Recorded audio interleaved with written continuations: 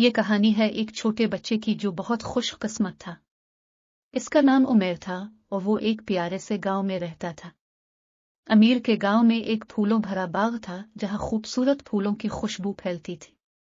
ایک روز جب عمیر اپنے دوستوں کے ساتھ باہر کھیل رہا تھا، اچانک ایک بہت بڑی ہلکی سی طوفان آئی اور سب کچھ ہل گیا۔ عمیر اور اس کے دوست چپٹ پڑے اور اپنے گھر کی طرف بھاگے۔ جب عمیر اپنے گھر پہنچا تو وہ دیکھا کہ طوفان نے باغ کو بالکل تباہ کر دیا تھا۔ پھولوں کے درختوں کے پتے گرے ہوئے تھے اور کچھ درخت بھی ٹوٹ گئے تھے۔ عمیر بہت دکھی ہوا کیونکہ وہ باغ میں کھیل کر خوشیاں مناتا تھا۔ ایک دن عمیر نے اپنے بڑے بچپن کے دوست سے ملنے کا فیصلہ کیا۔ وہ اپنے دوست کو بتانا چاہتا تھا کہ اس کے باغ کا کچھ نہیں رہا۔ وقت گزرتے گزرتے عمیر کے دوست نے ایک بہت ہی خوشگوار اور خوشی بھرا پودا لے کر آیا۔ وہ پودا کچھ عمیر کے لیے ہی لے